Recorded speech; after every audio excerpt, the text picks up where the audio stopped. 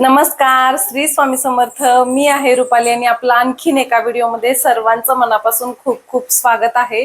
तर सर्वांचे खूप प्रश्न होते आणि तुम्हाला सगळ्यांना माझं हे देवघर खूप आवडलं आणि म्हणूनच आज मी हा व्हिडिओ तुमच्यासोबत शेअर करणार आहे की हे माझं देवघर, याला किती खर्च आला, याच्यामध्ये जे जे साहित्य वापरलं त्याची किंमत किती आहे, काच असू द्या, स्वामींचा फोटो असू द्या, हे सागाचे खांब आहेत ते असू द्या, तर याबाबत डिटेल व्हिडिओ मी आज तुमच्यासोबत शेअर करणार आहे. तर जास्त उशीर न करता व्हिडिओला सुरुवात करूया. व्हिडिओ शेवटपर्यंत नक्की बघा. चला तर मग. पण त्या अगोदर मी देवपूजा करून घेते आणि मग आपण भेटूया, हे बोलायचं राहून गेलं म्हणून मी ते आता बोलते. तर आता या पायऱ्या मी प्रत्येक वेळी व्हिडिओमध्ये पूर्ण सगळ्या पायऱ्या काढून साफ करताना व्हिडिओ नाही दाखवू शकत, कारण मधल्या पायऱ्या आहेत त्या खूप जड आहेत आणि त्या कॅरी करणं खूप कठीण जातं. आतून पोकळच आहे ते, म्हणून म्हटलं आजच्या व्हिडिओमध्ये तरी तुम्हाला ते एकदा दाखवूया. तर म्हणून मी ते सगळं आज तुम्हाला दाखवतेय. या पायऱ्या खरं तर आम्ही पॅक पूर्ण लावायच्या असा अगोदर प्लॅन ठरला होता, पण मग मीच यांना बोलली का नको, कारण देवघर खूप मोठं आहे. तर आपण जेव्हा गणपती बाप्पा येतात आणि आमचा 1.5 दिवसाचा गणपती बाप्पा असतात, तर त्यावेळेस आपण इथे गणपती बाप्पांचं विराजमान आपण करू शकतो घरामध्ये आणि देवघर आपण बाजूला पण तिथे करू शकतो. तर म्हणून त्या हिशोबाने आम्ही या पायऱ्या अशा काढायच्या घालायच्या ठेवल्या. तर तुम्ही इथे बघू शकता का आतून पूर्ण पोकळ आहे, पण तो प्लाय खूप जाड असल्यामुळं आणि त्या रोज रोज पायऱ्या काढणं काही शक्य नाहीये, म्हणून मग मी तुम्हाला आज दाखवतेय. त्या पायऱ्या बघा किती जाड होत्या, तुम्ही बघितल्या पण, आणि खूप जास्त स्पेस आहे आणि पायऱ्या काढल्यानंतर सुद्धा किती सुंदर असं किती छान दिसतंय, तुम्ही इथे बघू शकता. तर या पद्धतीनं असं माझं देवघर आहे आणि जागा जास्त असल्यामुळं पायऱ्या पण तेवढ्या मोठ्या आहेत आणि देवांची मांडणी केल्यानंतर सुद्धा भरपूर अशी जागा राहते. आणि या पायऱ्या ठेवल्यानंतर बघा ही जी बाजूची डिझाईन आहे ना, खूप सुंदर झाली. म्हणजे मला तर माहितच नव्हतं, हे आमच्या साहेबांचंच डोकं आहे, हे सगळं त्यांनीच बनवलंय. त्यांना जसं हवं होतं तसं, पण खूप सुंदर झालं. आणि साईडची जी जागा राहतेय त्याचा सुद्धा पुरेपूर असा वापर झालेला आहे. ज्या आपल्या साईडच्या ज्या तुम्ही माझ्या देवघरामध्ये वस्तू बघता की त्या कुठे काय ठेवलेल्या आहेत, तर सगळ्या वस्तूंसाठी जागा एकदम छान अशी होते. मला अजून नवीन नवीन गोष्टी देवघरामध्ये घ्यायच्या आहेत, तशा मी तुमच्यासोबत नक्कीच शेअर करेन. तर पायऱ्या ठेवल्यानंतर हा असा काहीसा लुक आहे माझ्या देवघरचा. तर बघा किती सुंदर असं दिसतंय. तर म्हटलं चला तुमच्यासोबत शेअर करूया. चला तर मग मी तुम्हाला सांगते, माझं हे सुंदर असं सगळ्यांना आवडलेलं असं हे देवघर, त्याला किती खर्च आला, कोणत्या साहित्याला किती खर्च आला. तर सुरुवात आपण सागाच्या खांबांपासून करूया. तर हे जे सागाचे खांब आहेत, तर अजिबात आमच्या असं काही डोक्यात नव्हतं की आपण या पद्धतीनं करूया, कारण मग हे जे देवघर आहे आम्ही डायरेक्ट चौकोनी असंच करणार होतो. त्याच्यामुळे इथे हे पण डिझाईन आहे आणि हे सागाचे खांब आमच्या नंतर डोक्यात आलं का आपण असं करूया, म्हणून मग इथली ही जागा आहे, इथे आम्ही असे खांब लावले. तर मग आम्ही डायरेक्ट उल्हासनगरला गेलो, तिथे आम्ही ऑर्डर दिली की आम्हाला किती उंचीला, किती उंच किंवा आपलं जसं देवघर आहे त्याचं मेजरमेंट काय आहे ते त्यांना दिलं आणि हे सागाचे खांब आम्ही तिकडे बनवायला दिले. आणि डिझाईन पण आपल्याला पाहिजे त्या पद्धतीत आपण डिझाईन करू शकतो. तर आम्ही म्हणून आम्हाला ही अशी डिझाईन आवडली, तर मग आम्ही ही डिझाईन दिली. आणि ह्याची ही जी रुंदी आहे, तर याच्यात पण आपल्याला पाहिजे तेवढ्या जाडीमध्ये आपण घेऊ शकतो. जवळपास 4 इंच ही जाडी आहे. आणि हे जे 2 खांब आणि ही आडवी पट्टी जी सागाची आहे, तर याला आम्हाला 16,000 खर्च आला एवढ्या ह्याचा. आणि हे जे पूर्ण देवघर आहे याची उंची 5 फूट आहे, ही जी रुंदी आहे ती 4 फूट आहे आणि ही जी आतमधली ही जी रुंदी आहे तर ही 2.5 फूट आहे. या पद्धतीनं हे देवघर आमचं आहे. आणि तुम्हाला माहितच आहे, मी नेहमी व्हिडिओमध्ये बोलते की किचनचं टॉप आहे, प्लॅटफॉर्म आहे, त्याच्यावर आम्ही हे देवघर ठेवलेलं आहे.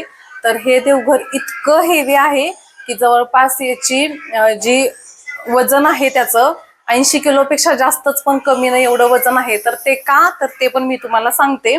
कारण जेव्हा हे बनवलं, इकडेच खाली बनवलं, 6 ते 7 लोकांना सुद्धा उचलून ठेवता येत नव्हतं, एवढं ते हेवी आहे. आणि हे जे ठेवलंय फक्त ठेवलंय, त्याला अजिबात कुठेही खिळा मारलेला नाहीये किंवा त्याला फिट केलेलं नाही भिंतीमध्ये किंवा काय. पाठीमागं एक मोठा प्लाय लावला, त्याच्यानंतर हा बॉक्स असाच खाली बनवून घेतला, पूर्ण डिझाईन अशीच बनवून घेतली आणि हा उचलून फक्त ठेवला. तर मग अशी तुम्हाला मी दाखवलं त्या पद्धतीने तुम्ही पायऱ्या तर बघितल्याच. प्लायमध्ये पण किमती आहेत त्या वेगळ्या वेगळ्या आहेत. काही प्लाय आता आम्ही घेतलेला आहे ते 3000 रुपयाचे पासूनचे प्लाय होते, तर ते आम्ही वापरले. 2000, 2200, 2500 असे पण प्लाय आहेत. तर त्याची पण किंमत वेगवेगळी असते, तुम्हाला ज्या क्वालिटीचा पाहिजे त्या पद्धतीनं. तर आम्हाला ते प्लाय जवळजवळ 7 ते 8 प्लाय लागले एवढ्या फक्त देवघरासाठी. तर कारण त्याचं असं की देवघरामध्ये बघा आतमध्ये खूप मोल्डिंग आहे. पाठीमागचा एक आहे थर, त्याच्यावर नंतर परत प्लाय लावलेला आहे, तो दुसरा थर, आणि त्याच्यानंतर परत तिसरा थर, या पद्धतीने. कारण आम्हाला रोप लाईट लावायची होती म्हणून, आणि ती डिझाईन पण खूप छान दिसते. तर म्हणून आम्ही या पद्धतीनं मेजरमेंट घेऊन, कारण आम्हाला इथे स्वामींचा हा फोटो पण असा ठेवायचा होता, तर स्वामींच्या फोटोची मेजरमेंट घेऊन आम्ही ती तशी डिझाईन आम्ही हे सगळं घरीच बनवून घेतलेलं आहे फर्निचरचं काम चालू असतानाच. आणि त्याच्यानंतर ह्या दोन्हीकडे अशा 2 डिझाईन पण केलेल्या आहेत, त्याच्यात पण रोप लाईट लावलेली आहे बघा. आणि एक साईडलाच फक्त काच लावलेली आहे, त्याच्यावरती गायत्री मंत्र आहे त्या काचेवरती लिहिलेला.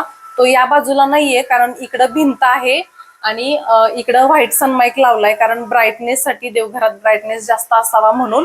कारण ही बाजू एवढी दिसून येत नाही, तिकडून येणारा माणूस डायरेक्ट इकडे लक्ष जातं, म्हणून मग एकच बाजूला आम्ही तो गायत्री मंत्रची एकदम अशी काच लावलीये. फ्रोस्टेड काच आहे ती, प्लेन मध्ये नाही, आणि त्याच्यावरती गायत्री मंत्र लिहिलेला आहे.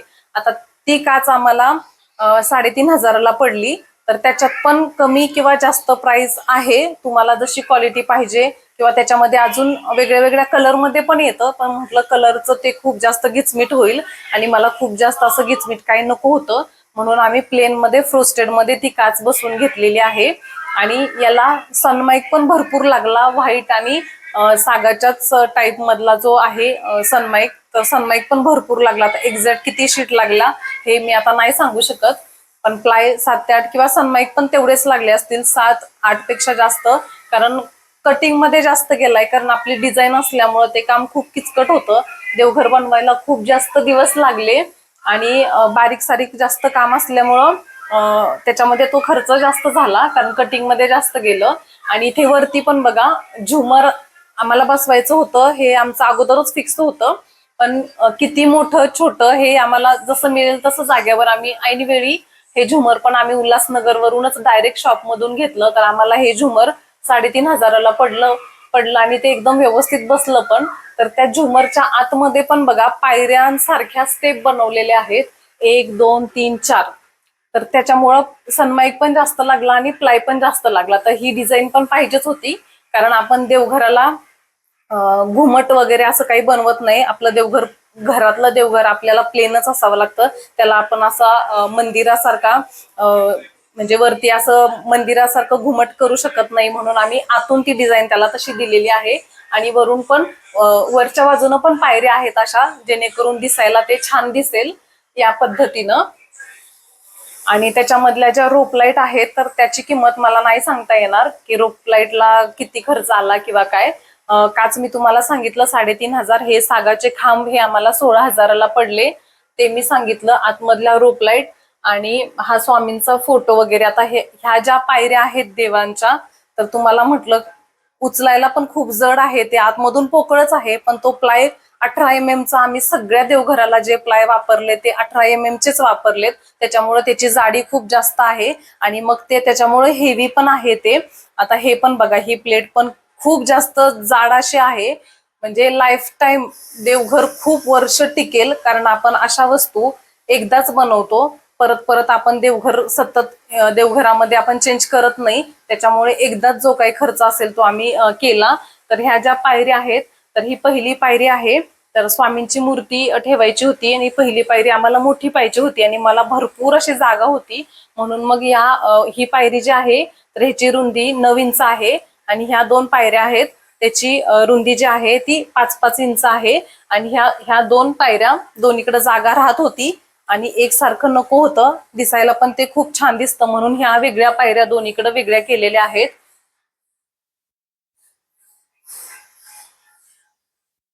तर या पद्धतीनं हे असं आम्ही छान असं देवघर, म्हणजे अचानकच असं काय आमचं हे नव्हतं कसं करायचं काय करायचं, पण खूप छान झालं. तुम्हाला पण छान, खूप सगळ्यांना आवडलं. आता तुम्ही म्हणाल ह्या देवघराला इतका खर्च कसा काय? खर्च म्हणजे मी मेसेजमध्ये सगळ्यांना रिप्लाय दिले होते की या माझ्या देवघराला आमचा टोटल 80,000पर्यंत खर्च गेला. तर तो याचसाठी की आम्ही प्लाय जो आहे जवळजवळ 7 ते 8 प्लाय लागले आणि एक प्लाय आमचा जवळपास 3,000 पेक्षा जास्त किंवा 3,000 कमीत कमी, कारण प्लाय मध्ये वेगळ्या वेगळ्या प्राइस असतात आणि तुम्ही ज्या क्वालिटीचा प्लाय घ्याल त्या पद्धतीनं तो खर्च असतो. 7 ते 8 पेक्षा जास्त प्लाय आम्हाला इथे लागले. ते वाटत नाही तेवढं लागले, पण ते लागले कारण कटिंग मध्ये जास्त गेलं. सनमाईक पण आम्हाला तेवढेच लागले आणि सनमाईक पण वेगळ्या वेगळ्या प्राइसचे आहेत. आता तुम्हाला माहिती आहे बाजारात मार्केटमध्ये सगळंच खूप जास्त महाग आहे. तर तुम्ही म्हणाल रेडीमेड देवघर आपल्याला जास्त स्वस्त पडेल. हो, पण मग ते खूप हलकं असतं आणि ते टिकाऊदार पण तेवढं नसतं. आणि जेव्हा आपण असं घरी बनवतो ते खूप जास्त टिकाऊदार असतं. ते लवकर खराब होत नाही, त्याला मुंगी लागत नाही किंवा ते अशी पावडर निघते देवघरामधून तर ते पण लागत नाही.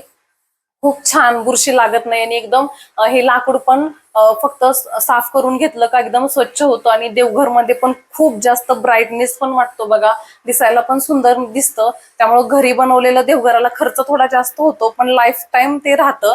आता हे देवघर असं आहे की मी डायरेक्ट इथून ते हलवू पण शकते, कारण त्याला कुठेही अजिबात खिळा मारलेला नाही किंवा ते पॅक केलेलं नाहीये. त्यामुळे ते मोकळच ठेवलंय कारण ते खूप जास्त जड आहे. आता जर तुम्हाला देवघर बनवायचं असेल आणि तुम्हाला खर्च कमी करायचा असेल तर तुम्ही कमी कमी म्हणजे किमतीचा प्लाय वापरू शकता, कमी किमतीचे सनमाईक वापरू शकता. मी 18 mm चे जे प्लाय वापरले, तुम्ही 12 mm चे, 6 mm चे, त्याच्यामध्ये पण कमी रुंदीचे प्लाय मिळतात तर ते वापरू शकता. तुम्ही या पद्धतीनं देवघर तुमचं बनवू शकता तुम्हाला पाहिजे तसं कमी खर्चात पण. आता राहिला विषय हे देवघर बनवलं त्याची मजुरी किती गेली. तर आता हे एवढंसं देवघर बनवायला त्यांची मजुरीच 18,000 रुपये लागली. म्हणजे मजुरीमध्येच 18,000 गेले, हे खांब 16,000 गेले, जी काच आहे ती 3,500 गेली, झुमर आहे ते 3,500 गेलं. तर आता याची टोटल तुम्ही करा, हेच जवळपास 50,000 झाले. तर मग प्लाय, सनमाईक, फेविकॉल येतो ते आणि बाकीच्या छोट्या मोठ्या गोष्टी तर ते 50,000, म्हणजे जवळपास असा आमचा 80,000पर्यंत मी मोगमच सांगितलेला आहे, जास्त पण कमी नाही. एवढा आमचा खर्च झालेला आहे देवघराला. पण लाईफ टाइम आहे, याला मला आता परत परत चेंज करायची गरज नाही, कारण देवांमध्ये अंतर खूप आहे. देवघर एकदम सुटसुटीत आहे आणि खूप जास्त सुंदर आहे. आणि हा पण किचनचा प्लॅटफॉर्म बघा, हे जे किचन आहे तर याला पण पूर्ण इथून असा पॅक करून घेतलाय, ते किचन पण पॅक करून. आता हे पण मी तुम्हाला दाखवलंच होतं. देवघराच्या खाली पण भरपूर अशी जागा पण आहे, जे देवघराचं सगळं साहित्य आहे तर त्याच्यासाठी पण, त्यामुळं हे पण बनवलं, हे त्याच्यामध्ये आहे ही जागा. आणि पाठीमागच्या साईडनं पण पूर्ण आम्ही पॅक करून घेतलं होतं. ह्या साईडला पण, कारण किचन होतं मध्ये, थोडासा गॅप होता कारण ते थोडंसं असं येतं म्हणून, मग इकडे पण थोडी जागा राहिली तर हे पण असं पूर्ण पॅक करून घेतलं. आणि याची पण रुंदी आहे. जे पण साहित्य वापरले ते खूप हेवी वापरले म्हणून एवढा खर्च झालाय. तुम्ही प्रॉपर असंच मंदिर पण कमी खर्चात पण बनवू शकता. तुम्हाला जर असं आवडलं असेल तर नक्कीच तुम्ही पण बनवा, तुमच्या प्राइस नुसार तुम्ही बनवू शकता. तर तुम्हाला हा व्हिडिओ कसा वाटला मला कमेंट करून नक्कीच सांगा. आणि अजून काय राहिलं असेल माझ्याकडून सांगायचं किंवा तुमची काय कमेंट्स असेल तर तीही मला सांगा.